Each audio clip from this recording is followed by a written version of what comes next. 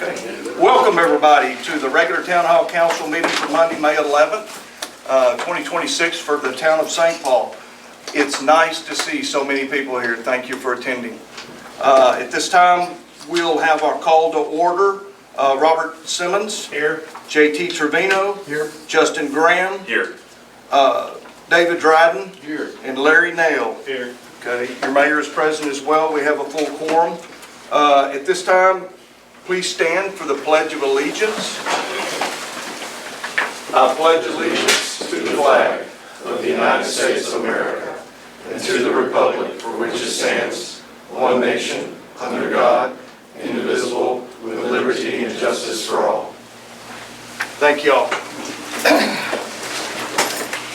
We have an announcement to make. The town will be hosting the annual cleanup event on May 16th, 8 to 12 in the morning. Residents will need to show proof of residency to participate. You can bring items such as brush, furniture, general trash, and bulk items. Please note that certain items cannot be accepted at this event, including tires, batteries, hazardous material waste, paints, appliances containing Freon. If you have any questions, you can call Alex at the town hall number this week as we progress towards that. You see the signs all over town announcing it, so if you forget the time, there's probably one at the end of your street. At this time, we'll open it up for public comments. I have 3 people that have asked to speak. Ken Lawrence, please. Stand up, state your name and address, please. Ken Lawrence, 2503 Meadowlark Lane. I'm here to talk about the variance request for the property on 2502. We're going to do those. Some of you may remember that. Sorry. For a moment. Are we going to do Board of Adjustment discussions now, or are we going to do that during the Board of Adjustments meeting? It's public comments. This is just public comments. Okay. So, just making sure. He can speak again. I get that. It's just, you know, for the sake of time. I think at this point we can hear it under public comments. Go ahead, Ken. Okay. Last month, I spoke for that property variance. Having found out more about it and the size of the building that is proposed, I am now opposed to that. The garage area alone that's proposed is almost as big as my house. I just don't foresee that as being practical for that use of the land. So I encourage the zoning to reject that proposal and to ask the applicant to reconsider use of that land in the near future. Okay, thank you, Ken. I appreciate that. Mr. Rogers, if you please stand and name and address, please. Name's Lucas Rogers, 2302 Parker Road. I'm here to talk about Agenda 6.6 for modular industrialized building. And under the Texas Manufactured Housing Standard Act, MHSA, which is codified in the Texas Occupational Code, a modular home referred to a home built under the HUD code manufacturer under Texas OCC Code 1201.003.18.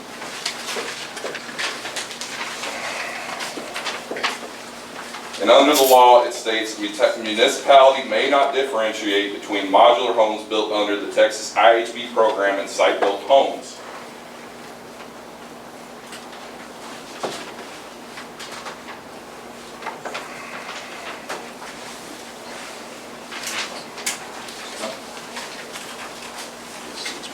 The code to which the homes are built, modular housing in the state of Texas, is constructed to the same codes as site-built housing.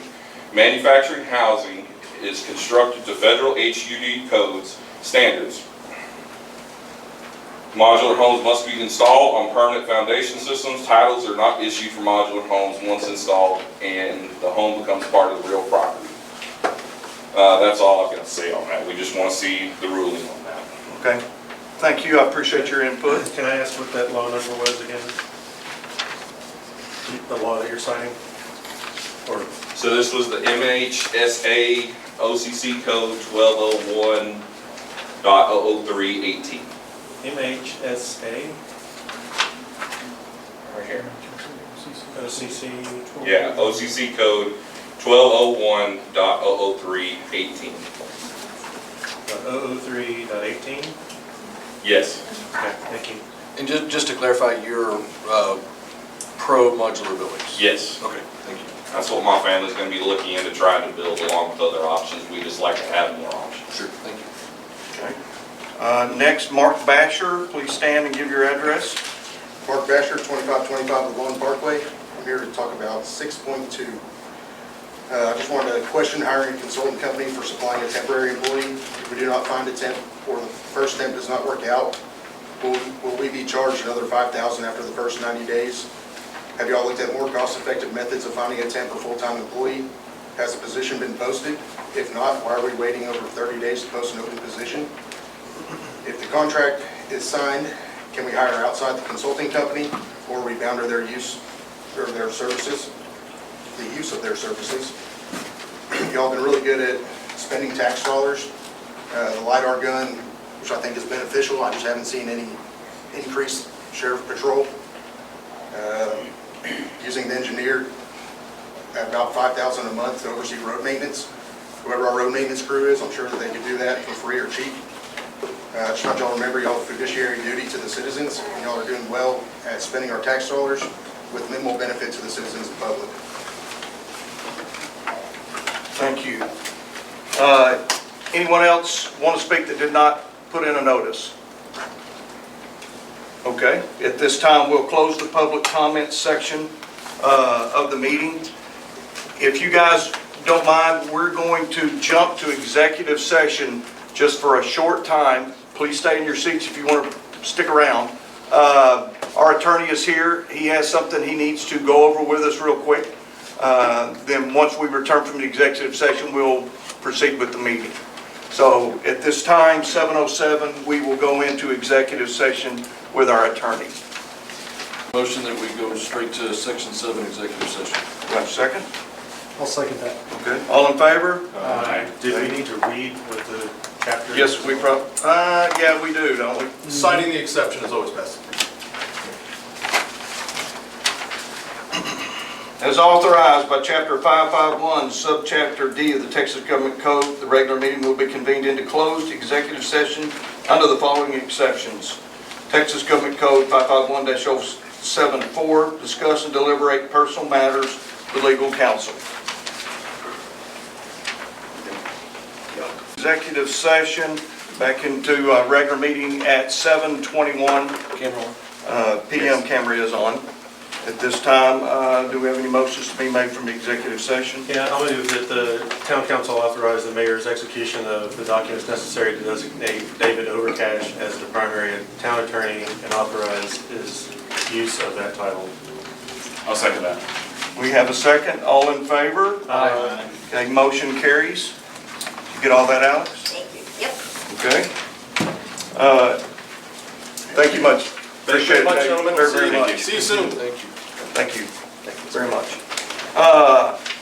At this time, we'll move on with consent agenda. Item 5, the consent agenda will be considered for approval through a single motion that includes routine items that are typically non-controversial in nature.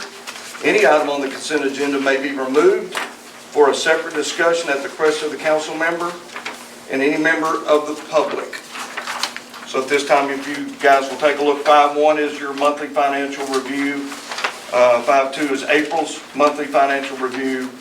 And 5.3 is consideration and approval of the minutes from the regular council meeting on April 13. Yeah, Alex has done a good job of working with our CPA to get financials in a more streamlined and efficient manner. So, thank you, Alex. Nice job. Yeah, it looks like we're ahead of the budget, so that's a good thing. And there was a note of efficient spending of money, so also good. I think it's something we can do regular. Yeah. And based on these formats, we should not be months behind like we were before. Correct. Should be easily produced documents going forward.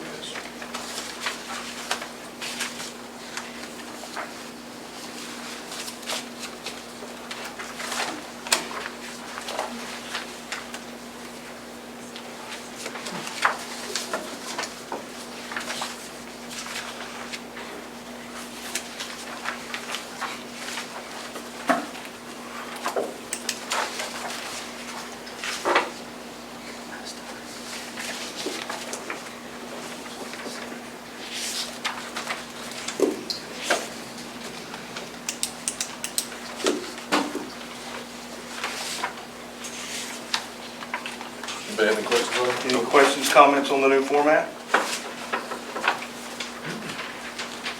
I'll make a motion that we approve 5.1, 5.2, and 5.3.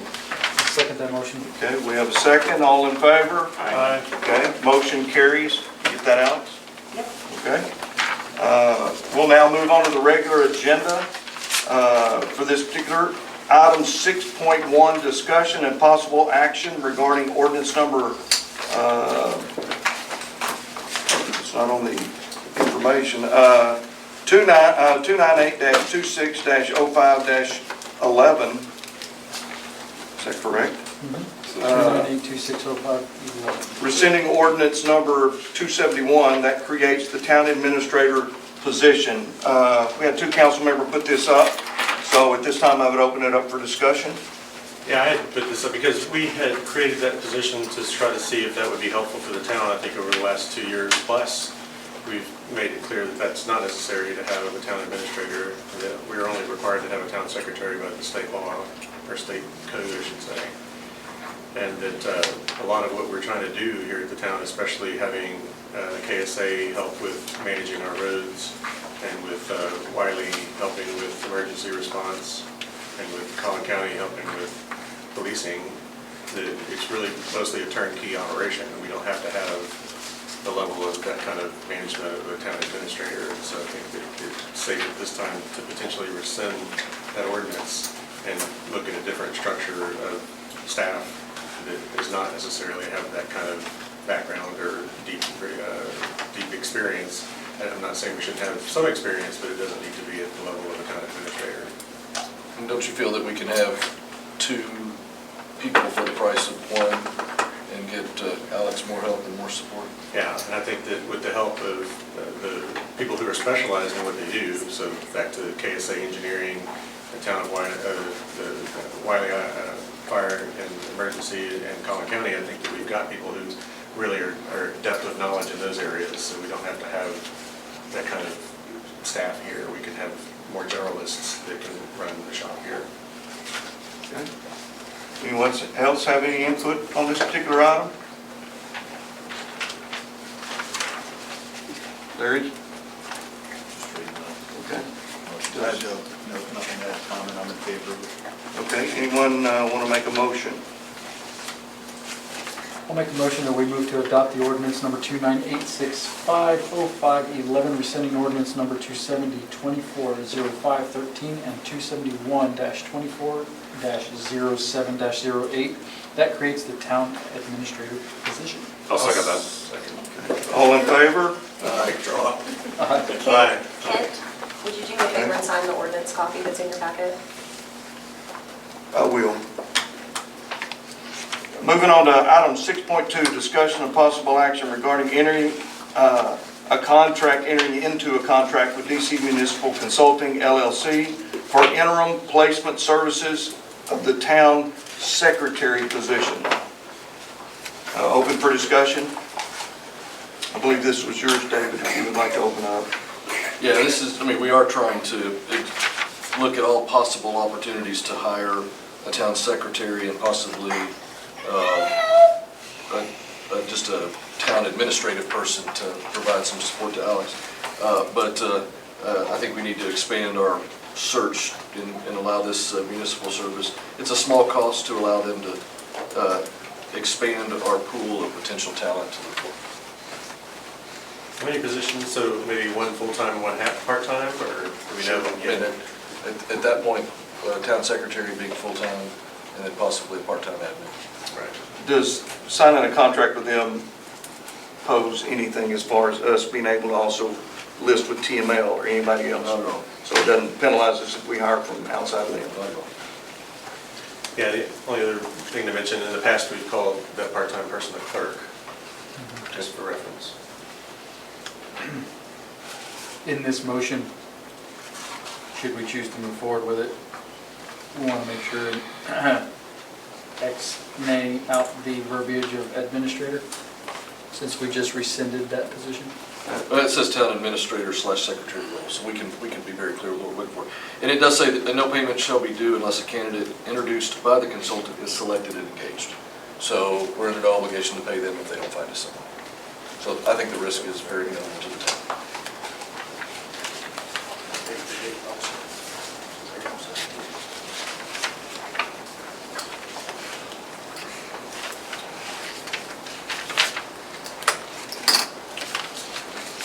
Any other questions on it? Anybody else? Reading this contract. Okay, 1 second, yeah, he's reading the contract. Whenever you're ready, JT. I'm good. I move to approve the contract with DC Municipal Consulting LLC to provide recruiting assistance for a town secretary administrator. I'll second. Okay, we have a second. All in favor? Aye. Motion carries. Did you vote? Yep. Okay. Okay. At this time, I'm going to flip items 6.4 and 6.3 on your agenda. We're going to go ahead and administer the oath of office to our new council members and new mayor that's going to take my seat. I welcome this opportunity at this time. So if we could, we're going to start, Robert Simmons, with your position, Councilman Alderman seat 5 in the oath of office. Okay.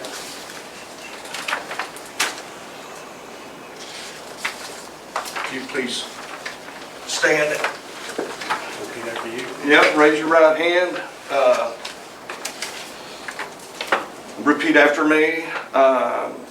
I state your name. I, Robert Simmons, Do solemnly swear do solemnly swear that I will faithfully execute that I will faithfully execute the duties of the office of Alderman for the town of St. Paul, the duties of the office of Alderman for the town of St. Paul, and will, to the best of my ability, and will, to the best of my ability, preserve, protect, and defend preserve, protect, and defend the Constitution and laws of the United the States Constitution and laws of the United States and of this state, and of this state, so help me God. so help me God.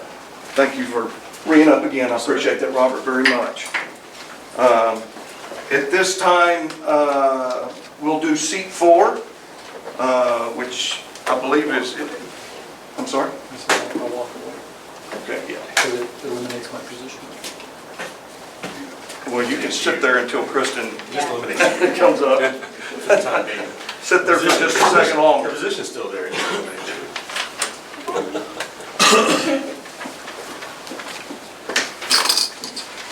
She will have nowhere to sit. Oh, well, she doesn't sit, she stands. If you could please raise your right hand and repeat after me. I, in your name, I, Kristen Dooley, do solemnly swear do solemnly swear that I will faithfully execute that I will faithfully execute the duties of the office of Alderman for the town of St. Paul, the duties of the office of the Alderman of the town of St. Paul, and will, to the best of my ability, and will to the best of my ability preserve, protect, and defend preserve, Protect protect, and and defend the Constitution and laws of the United States the Constitution and laws of the United States and of this state, and of this state, so help me God. so help me God. Thank you and welcome to council. Thank you very much. Yes, ma'am. Welcome. Please take your seat. We're going to get the pictures. I'm sorry? Get the certificates. Oh, I'm going to sign them all. I'll get them to you. I told you that a while ago, I think, didn't I? Maybe. Alderman seat 3, you'll please raise your right hand. Repeat after me. I state your name. I, Greg Pearson, Do solemnly swear solemnly swear that I will faithfully execute that I will faithfully execute the duties of the office of Alderman for the town of St. Paul, the duty of office of Alderman for the city of St. Paul, and to the best of my ability, and will to the best of my ability preserve, protect, and defend preserve, protect, and defend the Constitution and laws of the United States the laws and the Constitution of the United States and of this state, and of this state, so help me so God. help me God. Thank you and welcome to the Council of St. Paul. Appreciate that very much. Welcome.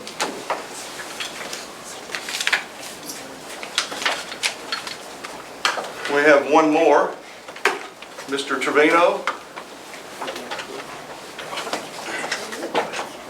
I don't have copies of y'all documents in Alex's office prior to this, so feel free to reach out to her at that time.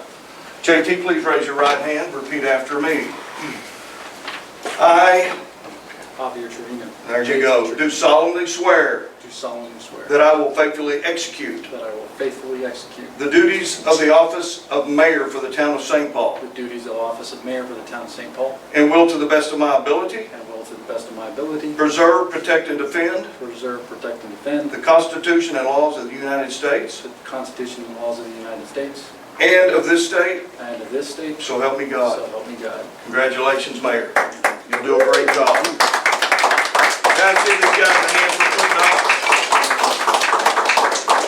A copy is in my package, is one I'm supposed to sign on that ordinance. Yep. Got it. Here are these. Thank you. All right, come on, sit down. Your BOA, JT, is up here. Thank y'all for letting me serve this community. It's been wonderful. Thank you, Tim.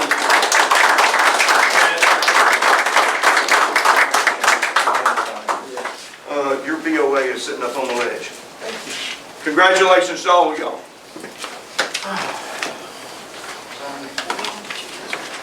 Going back to 6:30. Yes. Okay, we're going to keep things in stride here. Thank you all. Mr. Swanner I have some big shoes to fill for Mr. Swanner. Are we recording still? Yes. Okay. So you're going to be in charge of recording. We're recording, but I don't know if I can do it or not.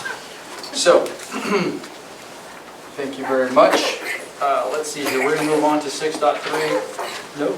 Is it 6.3? Yeah, 6.3, discussion and possible action regarding the current role of the Assistant Town Secretary. Oh, we already did that. So basically, you're filling in as an interim There you go. town Yes, secretary. this is Robert's item. Yeah. Well, in general, I wanted to talk about what roles are we going to fill. So it seems like that, of course, we can carry on with Alex's role. If she were to take another role, that's fine too. But I would think we would need at least 2 full-time persons and a clerk, a part-time clerk. And that should still be within the budget that we had, I would think. But I just wanted to talk about what is the strategy for filling the need, because we certainly need some personnel to backfill the gaps that we have. Yeah, we'll be working on, we've worked on the preliminary budget, which we should have for next month, correct? For Yes. preliminary budget for approval. Yes. So council will be presented that next month, but there is room for 2 full-time and 1 part-time people to replace what we have. Okay, is there any desire for you to apply for the town secretary position, or is it, I don't know if it's you on the spot, we'll talk about that later too, but I just want to make sure that's an option as well. Sure. So, We can talk about it later, Yeah, definitely. right. But I just want to make sure we consider that, since she has experience with the town and has been here for a couple of years now. Yeah, about 2 years. Because she is acting as the interim secretary, do we need to have some kind of a motion from the board to appoint her in that role? Yeah, I think that's part of what we're doing here too, is to make sure we formally appoint, but I wanted to discuss, I guess, the general need for, assistant town secretary, and so on. Yeah, I can make that motion. I believe that any kind of discussion of town personnel is going to need to go into executive session, especially if the individual's already sitting in office. So we haven't been directed that way. It would be if we were, well, we did check hard to come back into full session. So, but, I don't think we're taking action against or with or on that kind of regard. It's just a matter of, But yeah, certainly we could have an executive session if we need to. Well, I mean, we're supposed to have a town secretary according to We have to, our documents. Right. So I think it would be appropriate, since she's acting as the interim, to at least appoint her as the interim. Right.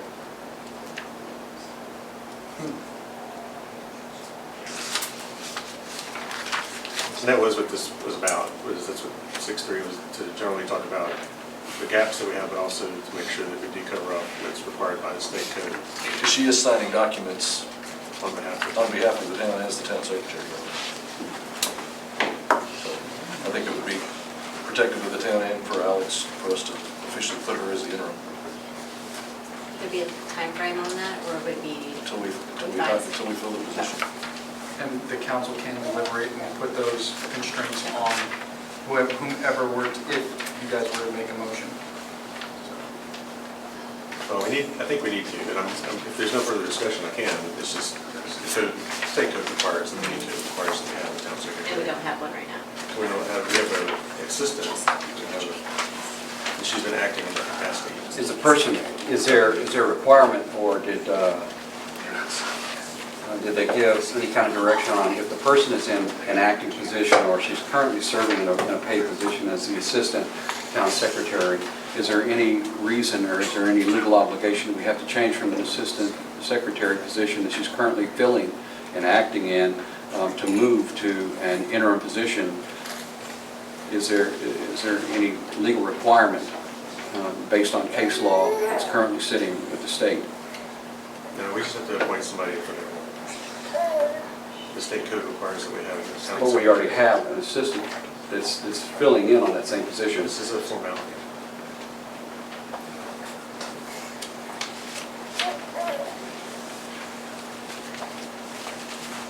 I'd like to motion that we accept Alex as our interim town secretary until such time that a full-time town secretary can be put in place.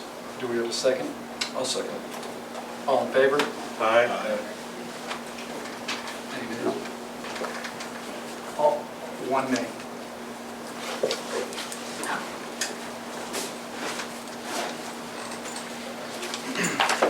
Moving on to.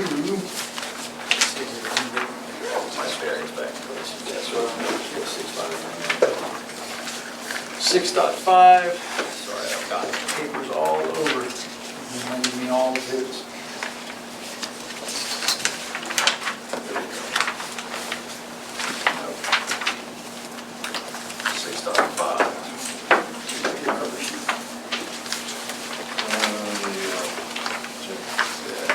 Thank you. 6.5 is going to be, this is discussion. We don't have the agenda. That's what I need, yes. All right, 6.5, discussion and possible action on electing the mayor pro tem position. So this is revolving around the position for mayor pro tem. Our current mayor pro tem is Mr. Dryden, but that changes with, this is at the council's discretion. So the council has to vote on it. We have another party who's interested. Right here, Mr. Gregg Pearson is interested in being a mayor pro tem position. He put his name in the hat. So discussion, and deliberation, and the vote needs to happen by council for that position to be appointed or elected.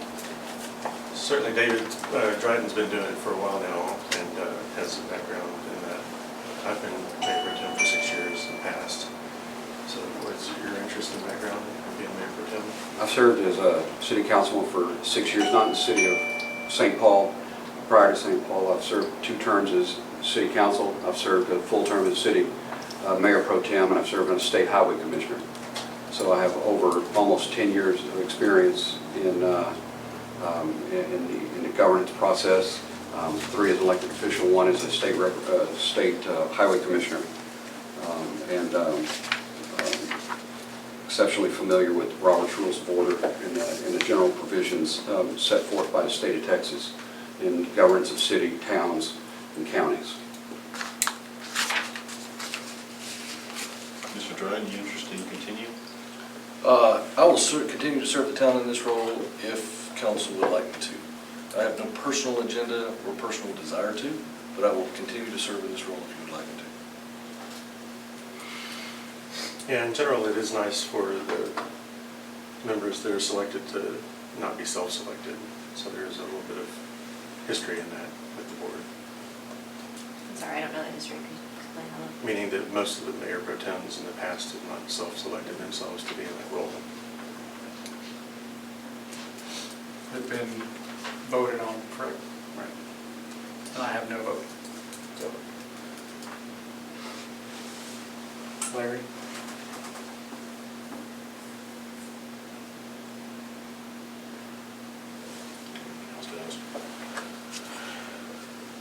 I'd like to motion that we have David Dryden continue as mayor pro tem.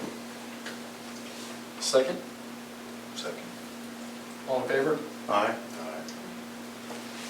Motion carries. Thank you. Congratulations, Mr. Dryden. I wonder how that works for another year, It's 1 year or term. 1 year term.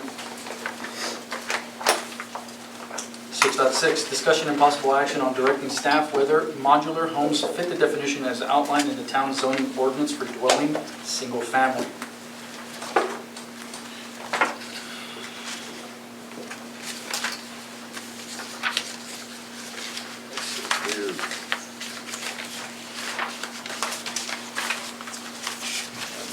Alex, you want to speak to any of this? Yeah, we've had a resident have interest in building a modular home, but just based on the way that our definition for single-family dwelling is worded, it does specifically refer to a site-built detached building, and modular homes are typically built off-site and then assembled on-site. So I'm just needing a council ruling on whether or not they feel that modular homes should be allowed based on that definition. Is there a distinction between a trailer home and a modular home? One is considered personal property. A mobile home is going to be more similar to a car where it's going to have a title and it's going to be personal property. A modular home is considered an actual home. So is the modular home a permanently affixed home? Yes, it is on a foundation. Okay, so it would not be a movable home? Correct. Okay, thank you.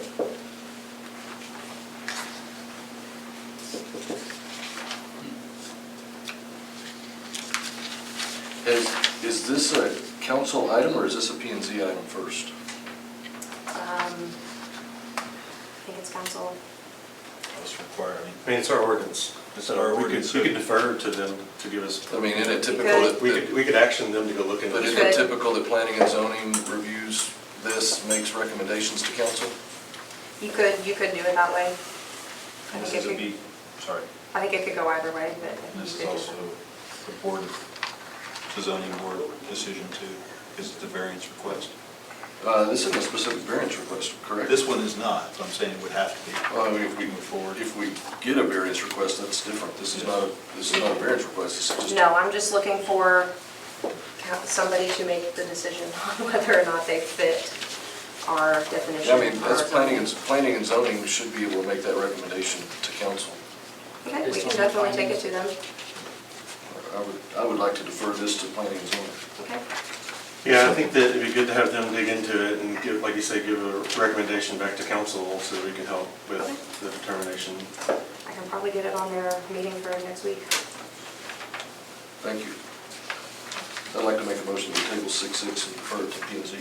I'll make a motion to refer to P&Z. A second, and then she second. All in favor? Aye. Unanimous. All right, so since we already went off to executive session, we will, Concludes, yeah, this concludes our council meeting. Any I guess, well, we've got 8.1, so we've got adjournment, which is 8.1, which is a discussion about future meeting agenda items.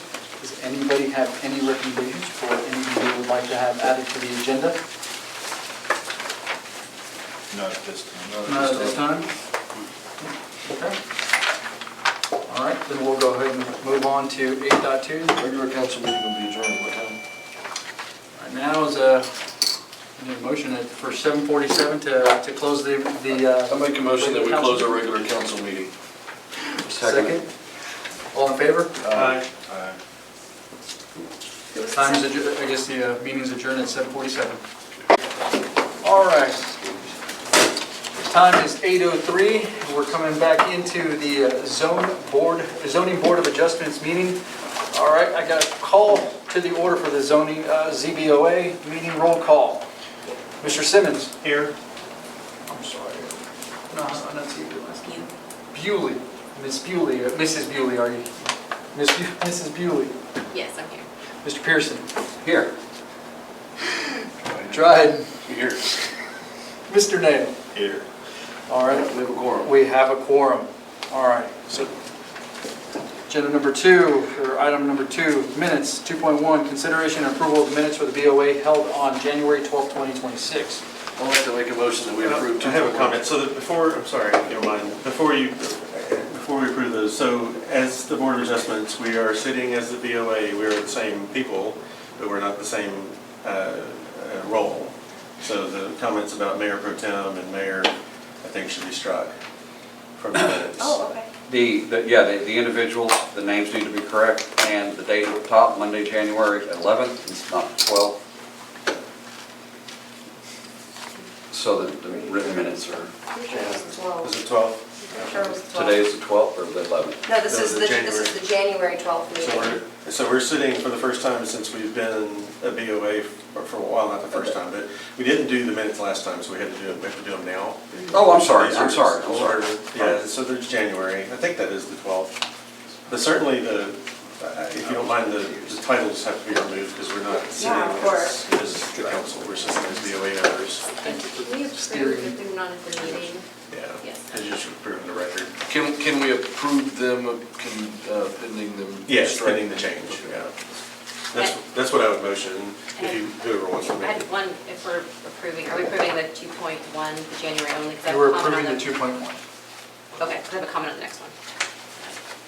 So I'll make the motion that we approve 2.1, the meeting minutes from January 12th of the zoning boarding Well, so adjustments. I just told Mrs. Bewley that we're only doing 2.1, but we are only doing 2.1, right? That's what I was Well, 2.2 is next. but- Yeah.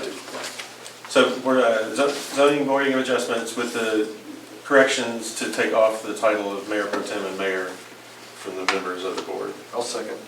All in favor? Aye.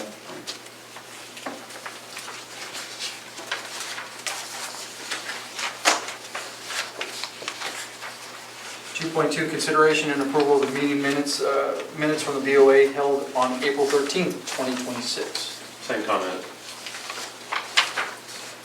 According to this, though, we actually had already approved the January 12th minutes. Well, good, they can be corrected. So just the correction on the minutes. No, It all worked out. No, it says you made a motion to table, he made a motion to table. Oh, it's okay. tabled? Okay, I'm sorry, you're right. I was like, okay, I know I made some mistakes, but I didn't do that. And there's one other update I'd like to recommend. So under 3.1, there's the acreage amount is different than in section 4.1, which says .92. I think those are meant to be both 0.986 and 3.1 and 4.1, both those sections. I think he's referring to the same property, I think. It is. Okay. So there's a typo? Yeah, I think it's just a typo. That's right. Anyone have anything? Nothing else? If anybody wants to make that motion. Yeah, I'll with the motion that correction. we approve the zoning board of adjustments meeting minutes from April 13th with the changes of removing Mayor Pro Tem and mayor titles from the members and correcting the acreage in section 3.1 and 3.1 and 4.1. So, do we have a second? I'll second. All in favor?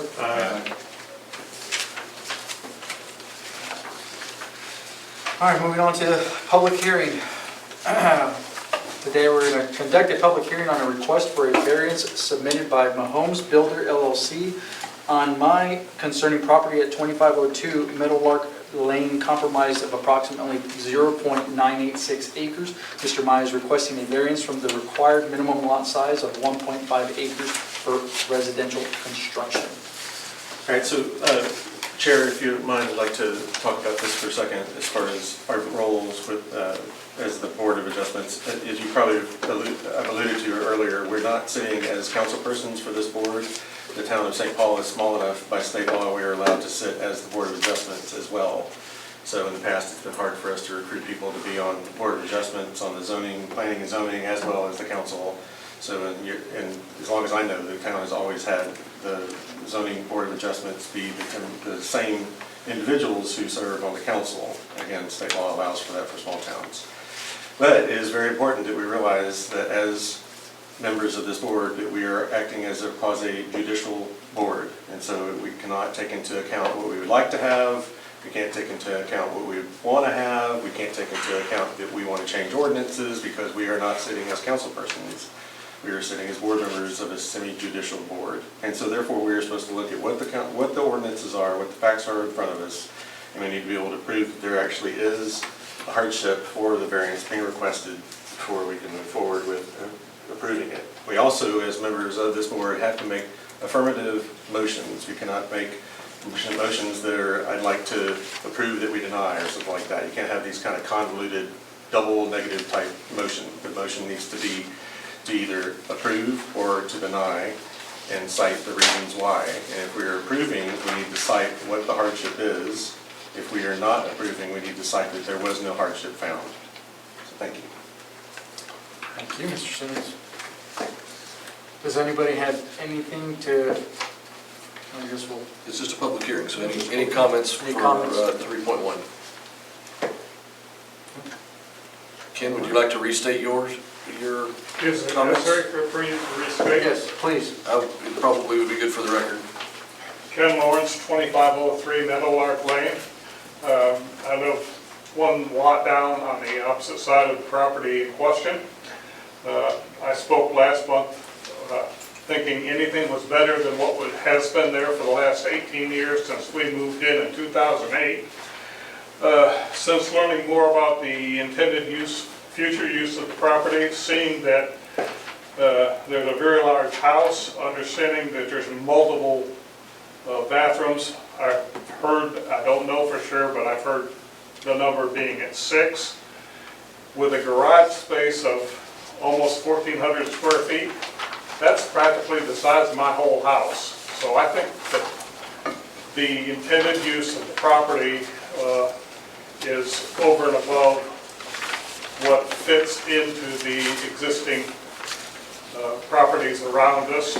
So I would encourage the board to reject the variance approval. Mr. Lawrence, anyone else? Okay, this time we'll close the public hearing. We got 3.2 and 3.3. Oh, sorry, we'll move on from 3.1 to 3.2. We're going to conduct a public hearing on a request for a variance submitted by Mr. Tomka Developments LLC, Tamar Kada, concerning property at 3780 Parker Road that is currently being developed for mixed use. Mr. Kada is requesting a variance on the amount and size of signs to be displayed on the property. Do you have anybody in the public who wishes to speak on that? No questions? All righty. We'll move on to 3.3, conduct a public hearing on a request for variance submitted by Club Car Wash at St. Paul Parker LLC, Justin Barnes, concerning property 2680 Country Club Road that currently operates as Club Car Wash. Mr. Barnes is requesting a variance on the amount of signs to be displayed on the property. Kobe Kinsinger, representing Club Car Wash, 2680 North Country Club Road. These signs are very useful for us in guiding our customers traffic-wise, allowing them to see where our entrances are at. They're also used for safety. A lot of our signs have information regarding what type of vehicles, or not what type of vehicles, things on vehicles that are allowed, not allowed, and as well as things that we will not cover damage-wise. So a lot of these signage is very informational for the customers. The other thing is we don't get to talk to every single customer on site, and so we're not able to guide them ourselves. So these signs are used to guide them in the right direction of where they need to go around the site. Thank you very much. Anyone else? Is there a specific variance that's being requested for this property specifically? Okay, Yes. which agenda item is that? Because it doesn't. It's 4.3. So they all correspond, so Okay, I 3.1. just want to make sure that 4.3 doesn't state which. I know, I know. Okay. All right. No more comments? All righty. At this time, we'll close the public hearing. Moving on to the regular agenda, 4.1, discussion and possible action regarding a request for a variance from Article 6, Section 6-3, area regulations lot area of the town's zoning ordinance. The applicant is requesting a reduction, variance, in the minimum lot area requirement from 1.5 acres to approximately 0.982 acres in order to construct a new single-family residence proposed to include 4,913 square foot of living area. And I'm missing the next page, page 4. All right. 1,399 square foot of garage area, 373 square foot of covered patio area.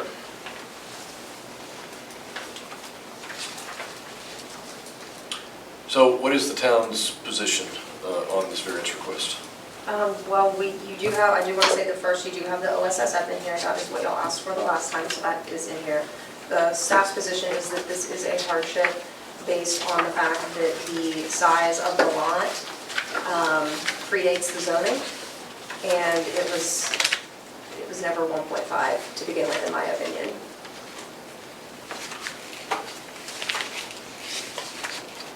I am looking at a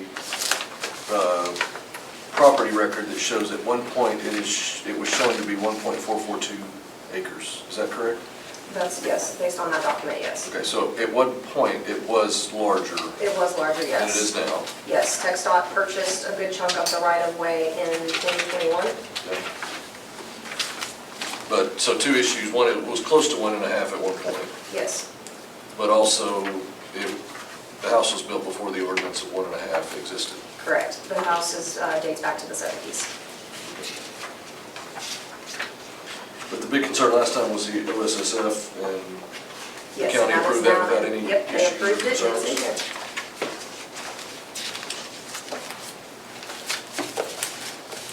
So what Mr. Dryden is talking about is, or I guess from last meeting, that property, I guess, what is it here? Yeah, well, Mr. Meyer's property was, had land that was removed from his property for the construction of Parker Road. Yeah, all of us who live on Parker have, 18 to 20 feet of frontage road purchased by TxDOT back in 1920. Started negotiating 2019 through 2021 when they did final payments about the frontage road along Parker. So it stands to reason that would certainly, have eaten into it. So I think there's an understanding of the difference in lot size. However, hardship is a harder thing to swallow based on the fact that this, in the question one says whether the hardship is self-imposed by the owner.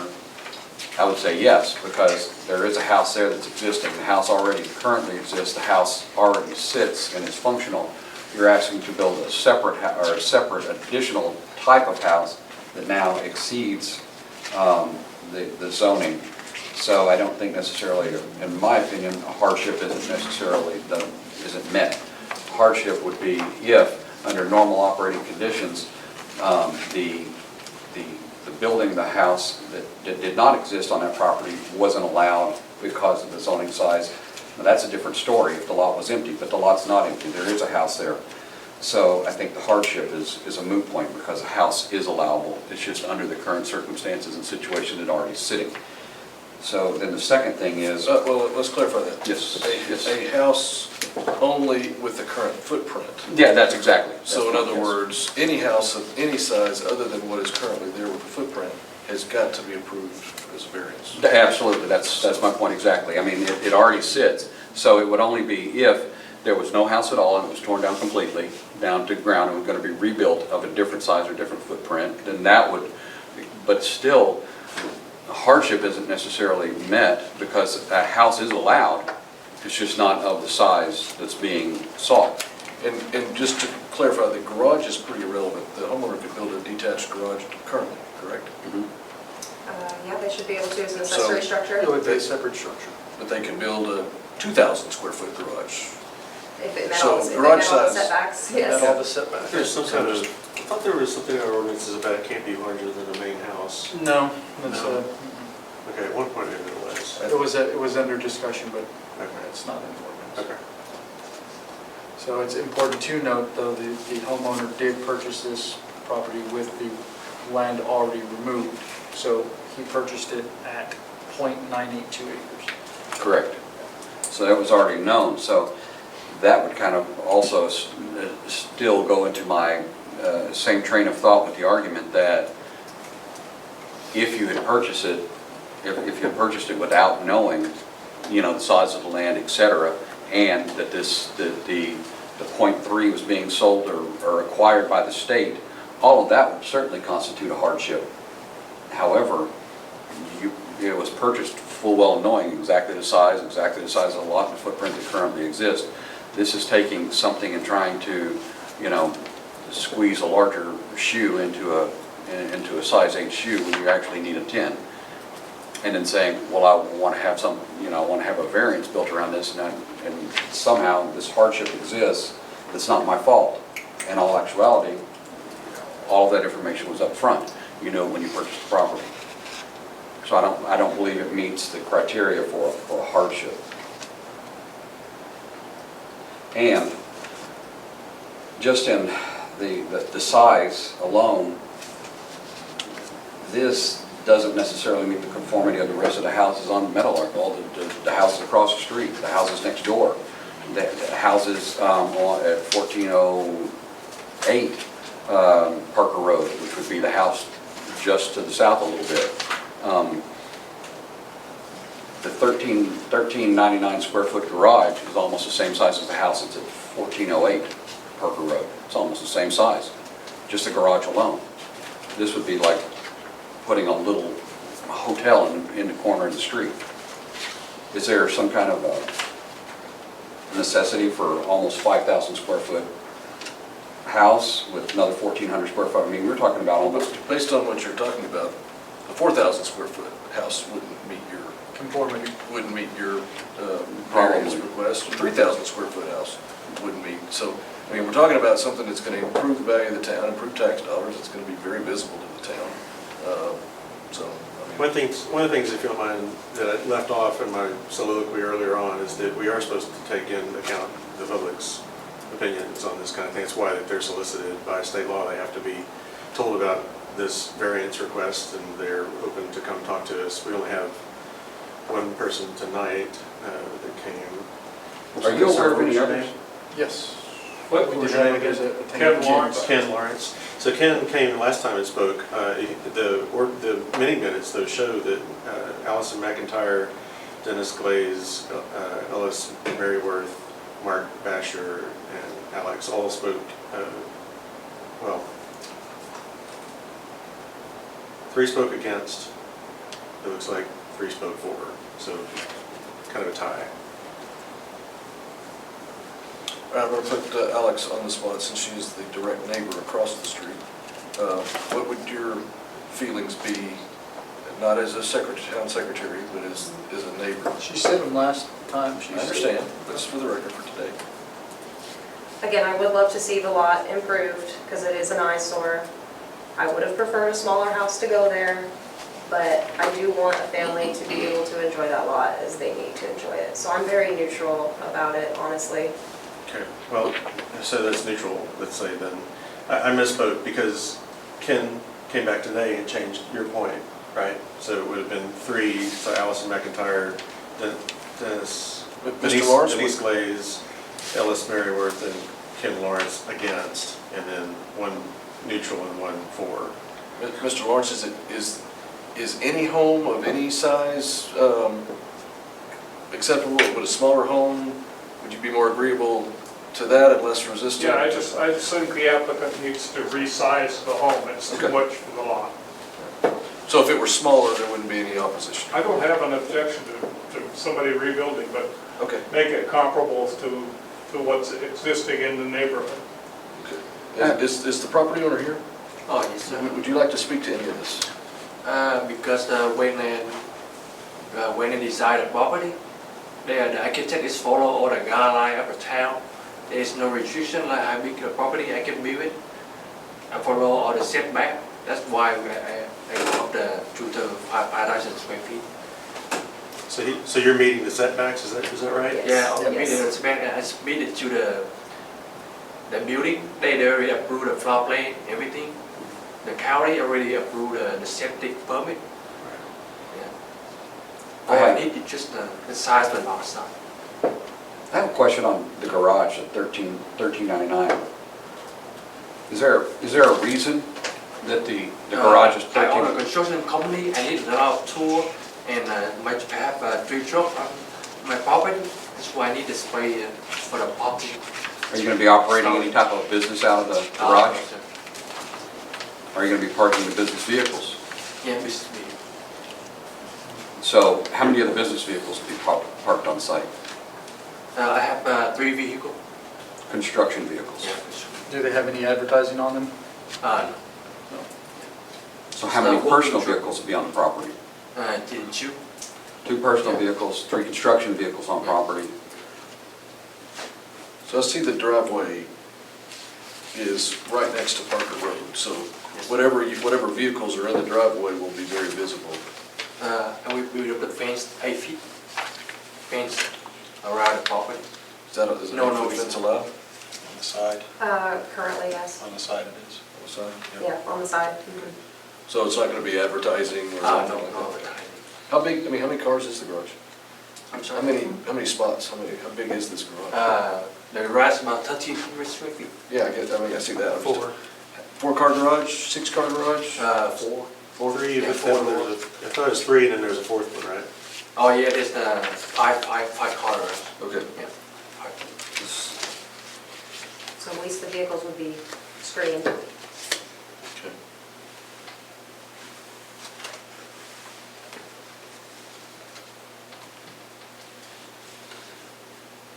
I think in general, we do, I think the town is, like Ken said, I appreciate what you said about the desire to have new construction, if that makes sense.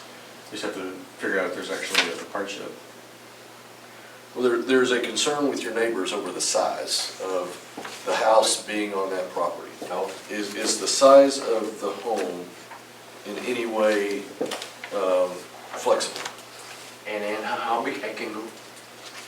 It's not for me to ask, what you're hearing is that the neighbors are concerned that it's too large and it's gonna be too big for the neighborhood. What flexibility might you have there? Yeah, I can do up to about 4,000 square feet. How many people are expected to be living on the property?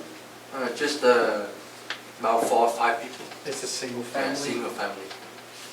And my parent.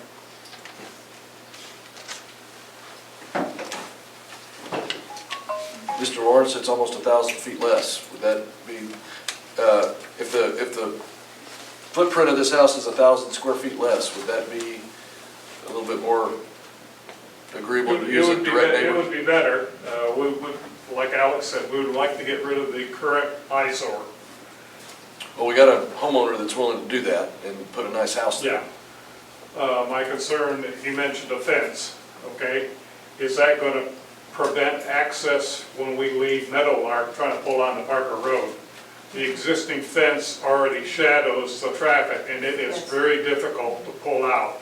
Visibility is very poor. So maybe, That, we would have to also look at that when we do the fence permit. We would have to look at the visibility triangle Does that requirements require and a permit? setback. Yes, I think it would be, an 8-foot fence would And does it have to be present a approved by safety TxDOT? hazard. it could if it's not in the right spot. does it have to be approved by TxDOT? It doesn't have to be approved by TxDOT. I can tell you the fence that I just put up, that does not have to be approved by TxDOT, but there has to be clear visibility from, like Lakeside, you had to have clear visibility. I can tell you that the way that the road curves at Parker Road there to Meadowlark, I understand exactly the constraints of people pulling out. There's traffic coming around to the left. You very well could get hit, especially because people don't pay attention to the speed limits there. All of that would have to be looked at with kind of a fine-tooth comb to see if the fence was visible and you could see through it. But if you're talking about an 8-foot wood fence, I don't even think that would pass. According to this, the property line has an angle onto Meadowlark. Yeah. This is the current, Here's here's the current it's one, rounded. this one. Here's the one here's the proposed, and it shows the fence coming up to. Here's the current where it's rounded. Yeah, and that one isn't even real, because that one's just, well, part of the fence is torn down, and they just have T-posts with some wire kind of around it, so it's not. Yeah, that curve that's on the left side, so when I'm sitting at Meadowlark, if I'm trying to turn left, I look this way, there's no one there, I look this way, there's no one there, but as soon as I turn back, there's somebody there. I mean, they come around so fast. Mr. Mike, can you speak to your fence? Do you happen to know I can some do just specifics? the iron frame with the spray. Oh, wrought iron? Yeah. As long as there was visibility, I think that was the biggest thing Yes. with my fence, was making sure that everybody, but I mean, mine was construction panel, you could always see through it. And I had the same questions when I was building fence, so, I mean, I feel for you there. So it wouldn't be a wood fence, or possibly right there, it could be He's willing an iron fence. Iron fence.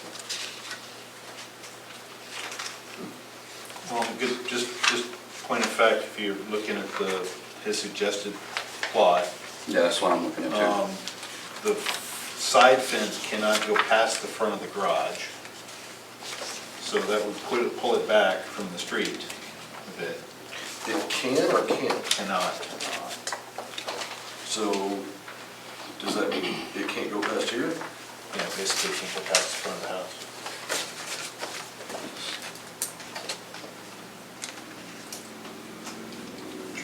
So that would, Which is right now 32 feet roughly? I think that's it. Yeah, About 32 foot. About 30 feet? 30, yeah, 30, 28, somewhere in there. Offset back from the property, plus the 10 foot, right? So if it's 10 foot off the, well, well, the offset off of Meadowlark back is 10 feet, and then over to the left, it says 32 feet R, that's 32-foot radius circle Yeah. of 1,608 square feet. So the house, the front of the house is going to be roughly, I would approximate like 36 feet-ish, give or take 2 or 3 feet off of the property line offset. Yep. so And does the fence have to be 10 feet off the property line? the fence has to, well, I don't think it does. We don't really have a lot of fence regulations in our current ordinances. So I'm just wanting to, I mean, make sure we're all on the record of it does it or doesn't. on the Parker Road side, the fence can be on the property line with TxDOT, as long as it's not in the drivable right-of-way. So it has to be like 4 to 6 inches behind the telephone poles is roughly how that works. As long as you're more than 4 to 6 inches behind the telephone poles, you're out of the curtilage right-of-way. And so the fence there looks good. And what Mr. Nell is talking about is if the front fence went from the garage over to the left, basically behind that 32-foot radius, the borehole number 1, follow that borehole and connect it over there, then that would be appropriate.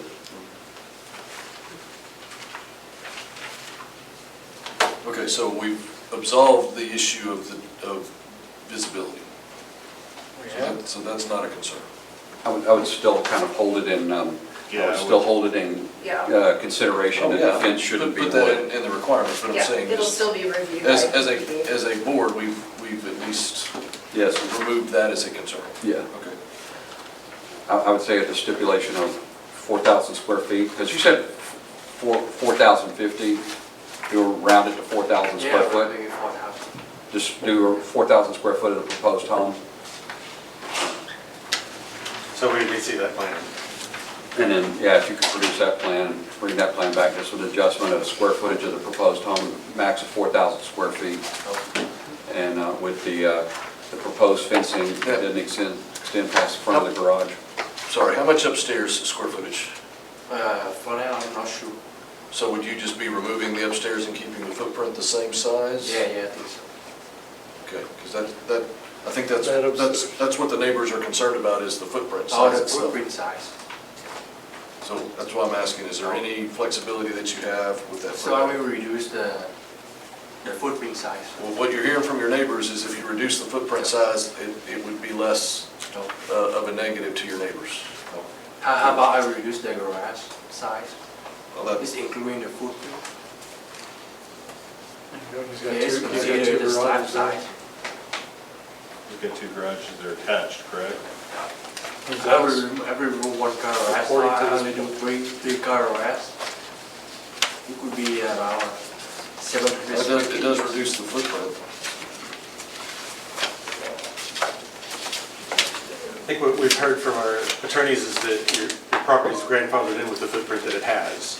And so if you were to raise the house that you have on there and put something in place of that same footprint, then I think that's what we heard last week, right? Is that would be acceptable, but when you want to go outside of that grandfathered footprint, then that's when it has to come for a variance, and that's where it's hard to prove because you have a functional house, like Greg said. Is that what they suggested last week? Or not last week. That's what I'm saying, Last a house of month. any size. This other than book is what's last there. month. So, yeah, A that's house sort of of any my, size, no matter what's there, has to go through the Board of Adjustments. Yeah. Yeah, I think it still has to come to us, but we'd be able to, we'd have to talk to Clark or to Overcash and find out what they're, and maybe that's what we can get back from them. But that's my understanding is that since it already has a house there, and there's already a footprint for that house, then you could do whatever you want to within that footprint. So another option is to just deny it tonight and give direction to the homeowner to reduce the footprint and reapply. Well, you don't have to deny it tonight, you can table just, it. you can table it pending, and allow the homeowner, X amount of days to come back. So just, we've done that once, and he's had to get his OSSF, so he's done that. So I just would like us to be very clear to the homeowner, out of respect, what does he need to do to give us the ability to approve it? I mean, from my knowledge, the best stance is to stay within the footprint that's there of the house. We don't even have to get that approved then. I think you still, like you said, I think it still has to come through us, but we just, at that point, we can approve it? I don't know. You would have no, there's no hardship. there I would mean, be no hardship at that point, I don't Right. think you can. From what I understand is that if it's the same exact, if they use the same slab, same footprint, then they do not need one. Yeah, they It's do. it's if they want to expand. Okay. That was and not knowing that Clark gave you that suggestion a week ago or a month ago, that is exactly the argument that I'm Yes. making, that Right. if they use exactly the same, or if it's the same or similar size, or in the same footprint, then it would just constitute a rebuild, and they would be grandfathered. However, when you go 1 foot outside of that or anything else, but you would have, the argument of the hardship is null because you know what's taking place when you bought the property. So bear with me for 1 second. So, for instance, if Parker was being expanded and you bought it when it was still 14.3 acres, and you didn't know it was going to be purchased, you didn't know that 20 feet of your right-of-way was going to be purchased, and you bought the property, and then you found out, oh my gosh, I bought this, planning on building 4,900 square feet, but now the state is taking away, 900 square feet of my property, and it changed it, that it would give grounds to hardship. I bought it, and this suddenly sprung on me, and I wasn't told. Right. But that's not the case. I do have one other item I would like for you all to consider. If we do table this item, since the public hearing has been closed, I will need to send out additional legal notices, which will incur another around $500 cost for the applicant. So this is something that you guys need to consider if you guys are going to close and, table it for discussion. Do you want to? And I agree, I think we should give the direction like you're suggesting. I think we should at least give the suggested direction of this would be more of an acceptable outcome, so that he's not just sort of spinning his wheels and creating a plan just to have it shot down a second time. Well, Robert read the concerns from the last meeting from homeowners, and the concerns were simply that the house was too big for the lot. So if you could reduce the size of the house that's on the lot, I would imagine there would be a more agreeable stance that we could all take on doing it. Or if you can stay within the footprint that's there. Sure. Could we approve the variance contingent on it being lowered? Could you make a motion like that? Because we will have to do a building permit, so we will check the square footage at that time. No, we really need to make a decision on this variance unless there's some reason we can't. It sounds like, as it is before us, I think I have a feel for where the direction we're heading. You asked to speak? Oh, yes, can it just reduce the first floor to 3,000 square feet and upstairs like 1,000? Yeah, I think that would work. Yes, that Because that way you could build it on the current footprint, right? Close. Because the current footprint, well, the math, I did quick It is math. small. The current footprint, well, including the garage that's there now, the current footprint's around 2,000 square feet. Yeah, 2,000. And then the second floor would be 1,000, so that would be 3,000. No, I mean, it's not included a garage. You wouldn't have a garage. Separate. You wouldn't have a garage, but you could do it. You could always build a garage separate. But anyway. The common concern among the homeowner, the neighbors, is the size of the house. So that's the concern. But I already follow the guideline, the setback of the town. Well, that's just part of the guideline. I mean, setbacks are only part of the requirement. The requirement is that it's 1.5 acres, and it's not. So we have to, either approve or not approve based upon a hardship. And the biggest weight is the neighbors. What we allow you to do permanently affects your neighbors. So my recommendation would be to reduce the footprint, talk to your neighbors, share with them what you're doing, so that they come in here and say, I don't mind at all. So that would be my recommendation to you, is to get your direct neighbors to come in and support this. Because that's the weight that personally I'm going to be looking for. I would agree.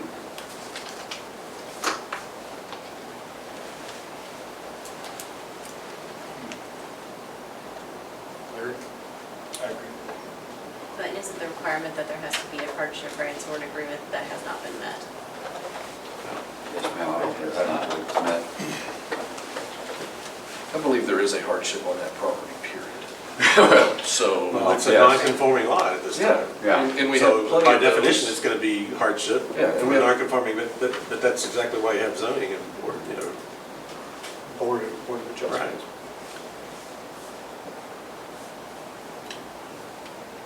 So we have tabling. But when somebody comes and wants to add an improvement to the town, and they do have a hardship in this non-conforming lot, I think we'd be foolish to not at least consider it here. Do we have any motions? I'll make a motion that we table 4-1. Do we have a second? I second. All in favor? Aye. Did I give you at least some direction? Aye, sir. Okay. What you can do is, you can get back with me or with Alex, and we'll give you, I can give you a rundown of what council was looking for. Yes, sir. Council. My apologies, the Board of Adjustments. Board of Adjustments. Okay, moving on to 4.2. Discussion and possible action regarding a request for a variance from Article 3.05, Section .004, permanent signs for the town sign ordinance. The owner is seeking a variance from the allowable number of signs from one building mounted and one monument to sign to 19 incidental, directional, and one building mounted sign. They're also seeking relief from the town's height limit of 7 feet for a monument sign or a 22-foot sign. Which the ordinance, the way it's written, if they put the moniker at the bottom like they have, that would be okay, except they want to go to 22 foot. Right? So anyway, I'm sorry. Correct. I'm sorry. Member, You're good? board, So board chair. I will read the background. This says Tomka Developments LLC is currently constructing a mixed-use development of 3780 Parker Road on approximately 2.86 acres. The property was originally platted as one lot and has been replatted as 3 separate lots. This variance request will correspond with lots 1 and 2 of the subdivision. This action allowed the owner additional flexibility in the allowable signs and decreased the number of signs needing a variance. Since this lot contains a car wash and a gas station, additional signage beyond what is allowed by ordinance is being requested. Our sign ordinance does allow us for one building mounted sign per tenant in a multi-tenant situation and one monument sign per frontage. Refer to the list below that corresponds with the graphics included containing the signs that need a variance and why. So is this 2 separate requests? It's going to be one request. At the time the application was made, it was one lot. We were in the process of the replatting. It did get finalized before this meeting. But for purposes of the application, it was one lot at a time. this one, it might just be easiest to go sign by sign. And if you want to pull it up on the big So there's screen. nobody here to represent? Yes. Yes. Oh, I'm sorry, my bad. Okay, I thought we said there was nobody here. All right, so public hearing, all right? Yes. Or did we already have that? No, we already had that. This is Okay. discussion. So why do you need it to be 22 feet tall? It's the gas station sign with the multiple units on it, so it's gonna have the price sign, the identification for what's in the building. So the monument sign in the corner is gonna have the price for the gas, which is like regular, I think you have the picture on there, the regular, the diesel, and the car wash, golden chicken, Exxon. So it's basically the identity of the. I get that, why couldn't it be 20 feet and then we wouldn't be here talking about it? If it was 20 feet, you'd be within the regulation of the ordinance. And some of those stuff comes by Exxon, so that, we have, so that's why, it's like we don't pick and choose what's what. So that's why they tell us what's the sign, then if we needed a variance, we go to the city. So are you saying that this is a franchise requirement? Yes, it's a brand requirement. It's a brand requirement? Yes, sir. Based on your franchise license with Correct. Exxon? Correct. I mean, we have some leeways here and there, but some of the stuff, it comes prefab, pre-done by Right. them. No, I understand it completely. Do you have the documentation from the Exxon franchise license requirements that this is the sign and this is the only sign requirement that they have? We don't have to go that high as far as, because like how many they have, like 4 or 5 designs, but so we can have so for example, Golden Chick does require one on that price sign. Then we have to do the synergy by Exxon. Yeah. Then you have then we have the prices. Right. And we can, I think, eliminate one layer if we just put it on there to see if we Take it can. to 20 feet. If you could get it 20 That's feet, the then- suggestion. Yeah, because the ordinance already allows for you to go to 20 feet. Because that's what my gut feeling is the franchise license that he's probably held under gives you the specification that you can adjust or adapt the sign height to meet local requirements. I would put like a good big fat penny on that's sitting in those legal requirements. And if you have that, or if you have a document that says you cannot vary from that, then I would certainly argue, and I would argue for him, that would be a hardship, that he's bound by a license requirement.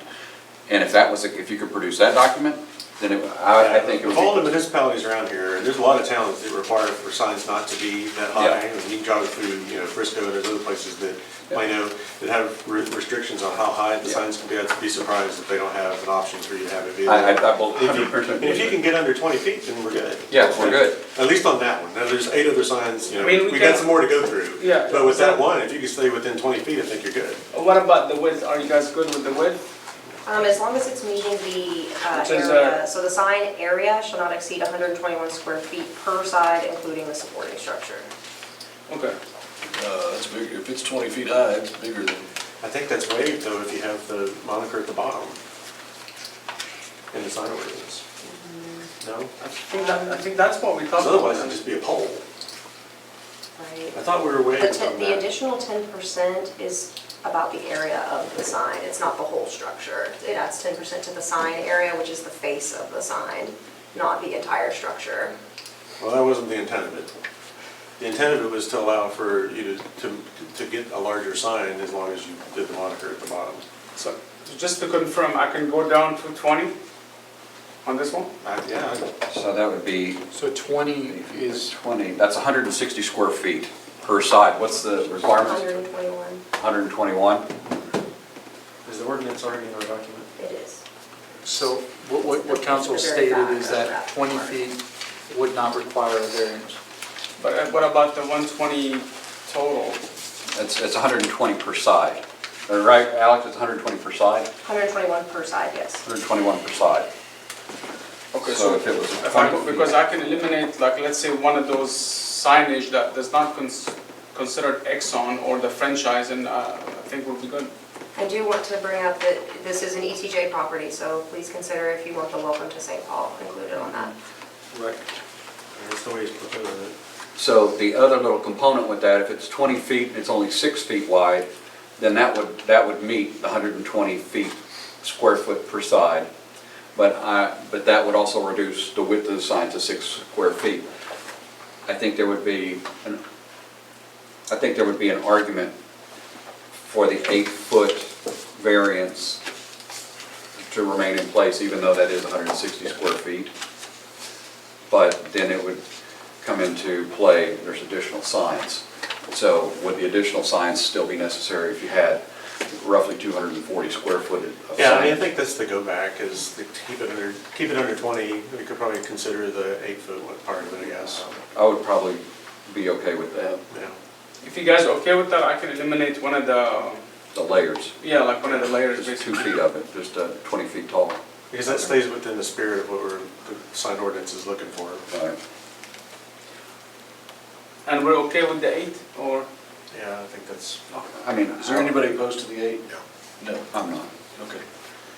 the only other question I had, because I understand the directional signs, that we're looking at tonight, that makes sense. I guess there's an overlook whenever the sign ordinance was written about those kinds of things. But the only one I'm concerned about is, I think, I don't know if you can scroll on this. But before it please, we scroll, yeah, what sure. about the welcome to St. Paul? Do you guys want me to keep it or take it off? It's up to you. I don't mind it, I just, Okay. I mean, I think it's nice, I always like to have, hey, this is the Okay. the town, Thank you. Okay. Okay. All right, now you can scroll. So we got A, red sign A? Yes, so that was the first one, letter A. And this right here. So, go back up. I think go back Can up. can we go in order? Yeah, let's go one Oh, at a okay. time. That's fine. The next So- one is the Golden Chick Building Monument sign. There'd be a second sign for Golden Chick, which is currently not allowed. So Yes. Tell us which is B. How is that not allowed? So this one is Because each, what do you call it, business should be able to have their sign. So they already have one on the front, they're requesting one on the side elevation. Right, Because it's a corner? It's been a long time since I read the ordinance, but I could have swore that when you're on a corner, you could have 2 signs, Monument signs. 2 monuments. But it's not a monument sign. No. Monument This sign is is a, yes, standalone. this is a building All right, mounted well, sign. So okay with that too. we've all driven by the Golden Okay Chick, with we've all building seen the mounted. sign that's on it. They want to put the same exact sign on the side Yeah. elevation. I got no issue with that. Which is, it's a drive-through, and that's 80% of our And business. you don't have 2 monument signs? No, that's why we No, did one price So sign. so one monument sign Yeah. and this could be the second. Yeah. Chick-fil-A on top of the building on 2 I sides. get that. Yeah. And that'll be very By the way, helpful keep for some the, notes on this, because we may, when we revisit. Yes, we absolutely. need to. All right, so I have no problem with B. I Yeah, got that's no problem with All that. right, B's good. Okay, so we're gonna move on to C. C. Variance not required for the sign already installed fits code. Yeah, he included all of his signs in this packet, so I just wanted to distinguish the ones that, This would be the country club I didn't want to just move past them. Let's go to F then, freestanding drive. so is D okay, just for me to? Which one is D? D is gonna be the taqueria and deli. It's already on the building. Yeah, correct? C and D, and It's just a- they're already That's what compliant. C I and don't, D I is. don't have any issues with that. Yeah, those are No multi-tenant variance. spaces. If they're already compliant, I would recommend I don't have not any issue bring with them up. Alrighty, we're gonna move on to F. F, freestanding drive-through. So we've got right here, here's an enter and exit. No, one up, F. One up.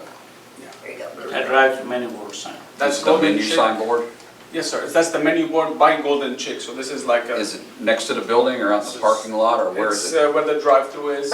Sidewalk. It's a separate awning with a menu, I don't know if you guys been to Yeah, no, Golden I'm Chick. familiar with So, it. so in the ordinance, I'm sorry, in the ordinance, I can tell you the intent of the ordinance from years of being on the board was not to restrict this kind of thing. It was talking about distracting drivers with too many signs that drivers can see. This is not going to be visible or out on the side of the road, right? So I don't think that's, in That's the like- in the spirit of the ordinance, I don't think that's what this one's. But that's like Miss Alex said, me and Yeah, her yeah. talked, and I was like, hey, here's the package, tell me if Right. there's anything you guys don't like, you know? It's just- This is just the menu board that as you Yes. pull up, when you go to the menu to Correct, order. it's a menu and an awning, so like when you order, it doesn't rain when you order. The standard Okay, size. I'm okay with F. Any questions on F? Nope. Nope. Okay, All right. F is okay. G. Moving on to G, freestanding. So we got Golden Chick enter. You said these signs are traffic directional signs for the safety of our customers. Yes. Correct. So this should help with safety. Correct. Okay. If you'd like me to explain, I can, but. Well, no, as long as, Does it show where they're at? Yeah, where are they? I was kind of curious about that too. I don't think it's, I don't It's see. on the first page. Each one of them will show on the first page where they lay out at. There we go. Right here, So that was- so we are going to. Yeah, it is in your packet, it's just. So again, these are not out on the road though? No, It's no, like sir. they're more But like, closer, for example, if you. they're closer to the building, right? Yes. No, that's I don't have an issue with those. Yeah, me neither. All right, I'm good with F and G. Okay, now we're on to the green signs. All right, green signs.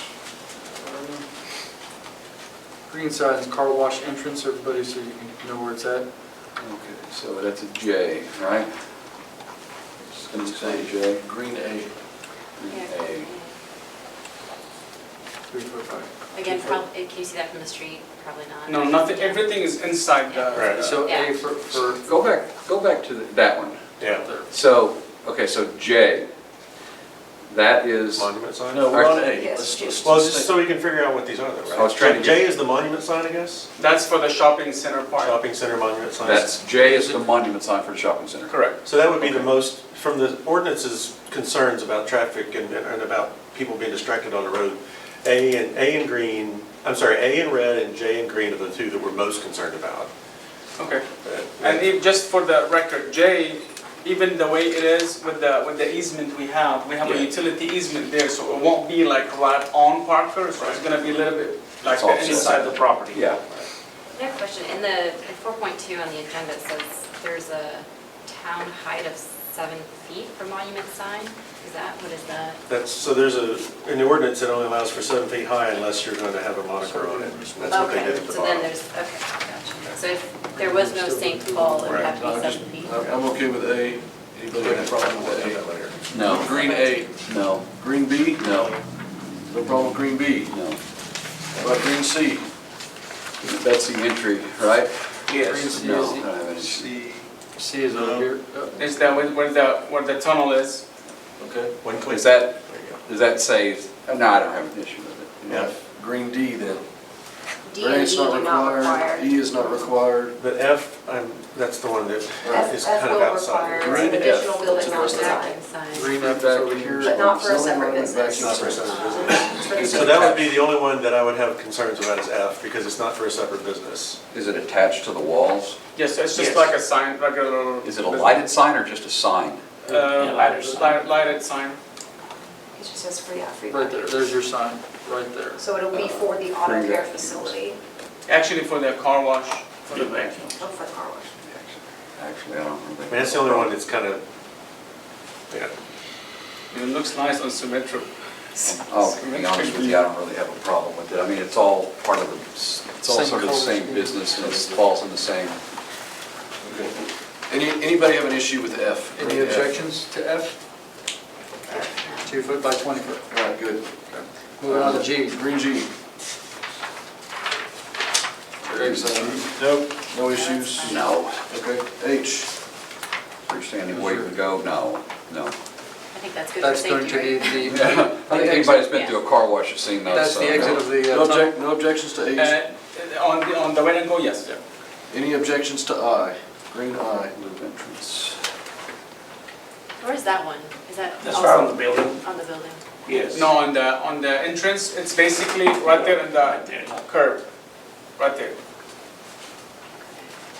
What's the purpose of this one? So basically, if you're entering in Parker, so you won't have to go around and come against the traffic on the car wash, we're just letting you know, come this way to enter the garage. Okay, so it directionally should lessen traffic and. Correct, so it's just like to better guiding the customers. Where to go for All right, that I have no service? objections with Okay, I. I think that's fine. You don't want to like go around and get stuck per se or whatever, it's just like, here you go, this is an easier way. How about, anybody have an objection with J? No. There's your J. Monument, This is the same, is the height. what is the height on this one? It's 22. Same thing, so the same thing on this one, Same thing. We'll just give you more details on it. Can you reduce the height to 20 feet? Yes, I'm gonna have to call them first thing tomorrow. And so for this one, we also With it, have no, I mean, how many tenants will you have? Is this just gonna be a blank sign that's lit? No, this one is just telling you like how is the top piece is showing, then it gives you the Exxon package on the bottom. So basically, this is gonna be the sign basically, just like that. So Oh, you're no, gonna- I think this one is the This is for the the second shopping one. center. Yeah, Shopping this center. is green J. Yeah, that's the shopping center. I'm Eight not possible mixed up. tenants. So you could have you could have 8 up to tenants. eight, yes. So if you have And 8 it could be tenants. more, 8 is like we're considering pretty big size thing, but if somebody could take 1,000, it could be. What happens if you have 9 or 10 tenants? We maximize at 8, we have 8 suites. Well, the sign will be split right down the middle. But he's saying, you know, let's say some tenant might take 2 suites, it would be 1 sign. Okay. But it's not gonna, I mean, the objective is to have all of those. Yeah, fit something in there. And not Yeah. ugly. So basically, like, let's say if I come in and wanted 2 suites, so You my get 2 spots. share will be a bigger sign size. But can we make it Size sign. conforming to 20? Yeah, I can work on it, yes. Would it be redundant of the other sign or no? The other one? No, it's okay. Separate tenants. Okay. All right, I have no problem with J as long as it's 20 You guys feet. don't want to consider keeping it uniform? And can I ask, Keep on making them same, yeah, 8 by 20, both of them, Yes, they're- monuments. That's what I was. So, no the problem, it's all monument signs, are we conforming. having to do a variance to increase the area? Because the area was 121 and we I mean, talked about the that's- area at variance is- 160. The variance is, this is it, right? This is the variance. This is the would be the variance. variance. Okay, but so you're gonna approve this sign as long as he reduces it to 20 Yes, feet? 20 feet. And Well, that's what I'm it saying. fits You the wanna 121 match the square other- foot? Okay, just making sure I got it. What? It is, the other one is 20 feet. No, no, Hey, no, no, no. we approved 121. These are individual, so you have J here, and then over here on this other sign, it's A. So you have red A, and then green, green, I get that, but they're both just. They're both monument signs. Both same size. But we do have 3 lots, do 2 you want to lots now. specify that you want them the same height to keep it uniform, or do you don't care? I just said I have no problem with it as long as it's 20 feet, like the other monument signs. So both monument signs need to be 8 feet wide, no higher than 20 feet, 8 feet wide. That would be 160 feet, square feet per side. And that would be the variance. Okay, Yes. got it. Simple and easy, 20 by 8. Yes, I'm just gonna have to type this all out, so I Sure. wanna make sure I got it. You know I'm gonna give her a hard time tomorrow, so. Right. Yeah, Is that all of them? that is No, all of we them. have the Exxon. Oh, additional yes, the Exxon canopy signs. signs on the That's the one Exxon is very building. important. Okay. Yes, yes, I mean, it's, it's kind of standard. so because the canopy that covers the fuel stations is an accessory structure, we do not have anything in our ordinances that allows for signs on accessory structures. That's why they need a variance. Go back down, down. Yeah, it's to down, it's at the very And end. that's, Okay, down, Keep one going. more down. there it is. That's it. Well, that's one version, there's another version. Yeah, keep going. What version are you There you applying? go. Here we go. That's the other, yeah. That's what they're. That's a brand requirement. It's a brand, Yeah, that's what what I was. probably is a brand It's a requirement. common. Yes. Right. And then the synergy signs. Yes, which is, that's called wave, so that goes on top of the pump. Then we have the triangles, if you're scanning an Exxon, which is, says the pump sign on the canopy. Yeah. Then we have those sleeves on the pole. Then we have the 2 Exxon logos on the canopy as well. I think that's all brand requirements of Yes. franchise, because Synergy and that Synergy, those Synergy poles right there, Yes. those are a requirement because of the fuel branding, Correct. and, See, those are the number for the pumps. yeah. Does anybody have any problems or issues with the additional Exxon signs? No, because of the branding situation and the franchising, and I understand that they're gonna, that's, you know, to have that kind of facility here, you're gonna have to go with And that. it's, yeah, exactly. So based upon that, are there any other requests for variances that we're being asked to vote on for this section? Not for this one. And just to clarify, that 7-foot discussion happened before, I suppose, right? In a previous meeting, and we, Years ago. okay. Well, And so there is, so the board doesn't have to accept essentially the 20-foot right. if it has the In same the pole at the future, the ordinance will be more clear, because it is confusing. I'd like to make a motion to approve the variance requested by Tamka Developments LLC for lots 1 and 2 for all additional signage requested and to allow for a 20-foot height on 2 monument signs. Do I have a second? I'll Second. Oh, Out of who? good. You, Greg? Okay. All in favor? Aye. Thank you very much. Thank you. Is it you or Greg? That's right. Thank you so much. Holly. Get ready tomorrow. We have a lot of signs. Thank you all. Thank you. Thank you for your patience. Of course. Last but not least. Moving on to 4.3, discussion and possible action regarding a request for a variance from Article 3.05, Section .004, permanent signs from the town sign ordinance. The owner is seeking a variance of from the allowable number of permanent signs on the property. These signs are mostly identical and will be used to direct customers to the car wash.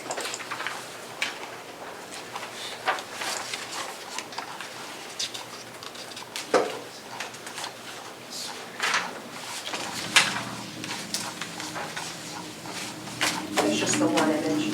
So the car wash is open, yes? Yes, These signs are not there now. I don't believe they are. They currently are, yes. They are. They are. Yes. So they are there without approval. So what had happened originally was, they had their permits for their building mounted sign and their monument sign. Currently, one of the monument signs is sitting taller than the approved plans, and that they are in the process of The approved fixing plan, that. I mean, what was Meaning that we have- submitted and approved? Yes, by- the town approved designs for a sign that was 7 feet tall, it was built out at 8 feet tall. So they are working on correcting that. But this happened Well, when, Can you speak to that? What's being done to correct that?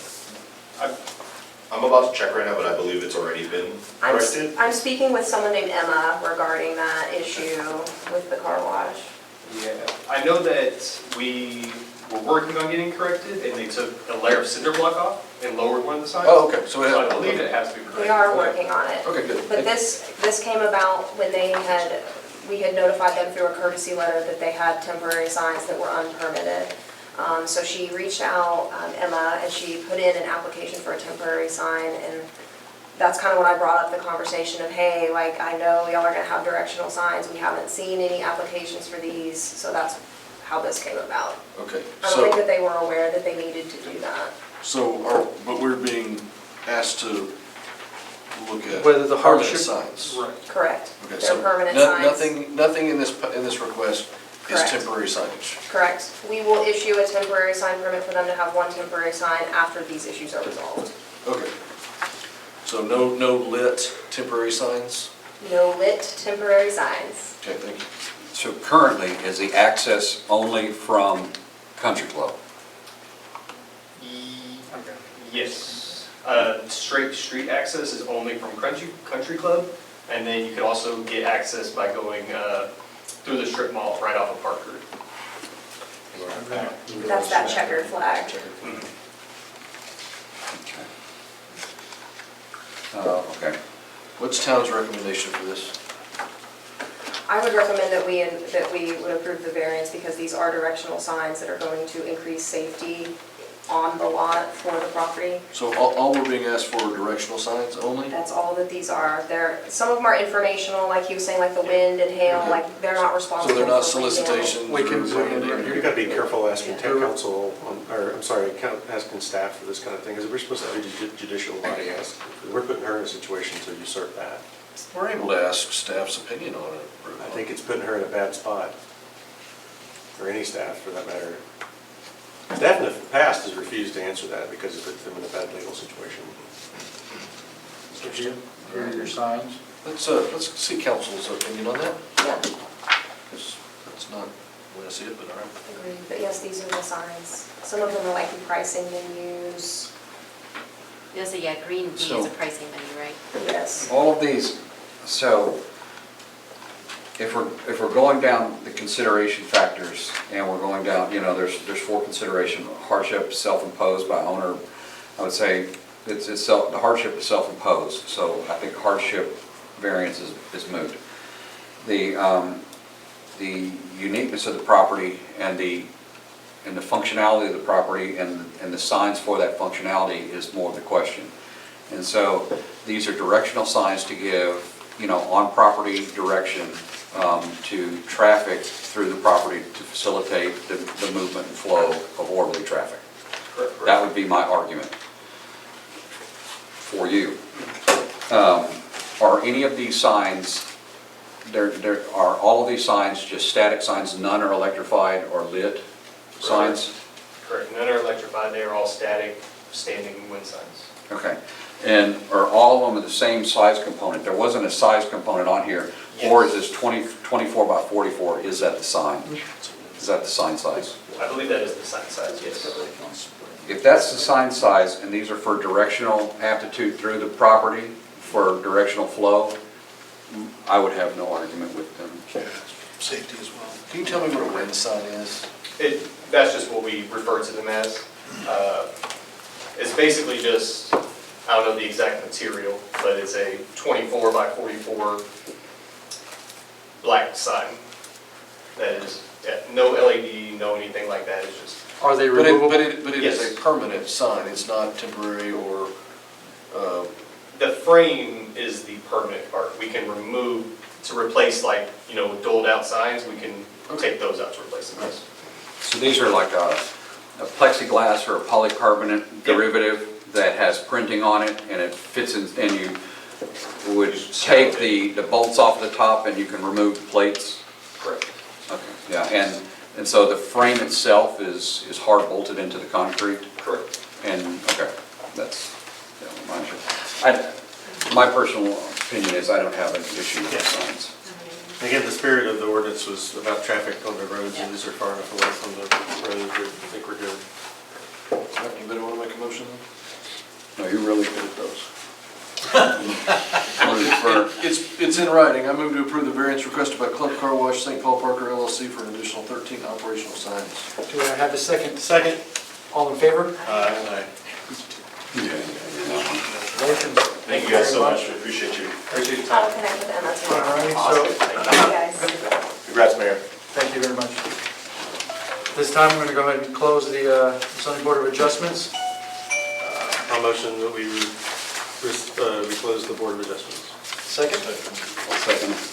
All in favor? Aye. Congrats on your first one, guys. All right. And now I And lady, I know, so excited. Gotta make a Who motion seconded? to We have adjourn. you guys all the time. I make a motion to Who adjourn. seconded to adjourn? the regular council meeting. I'll second that. All in favor? Already closed. Oh, wait, we already did? You already closed the public hearing. Well, we already closed the council meeting too. Yes.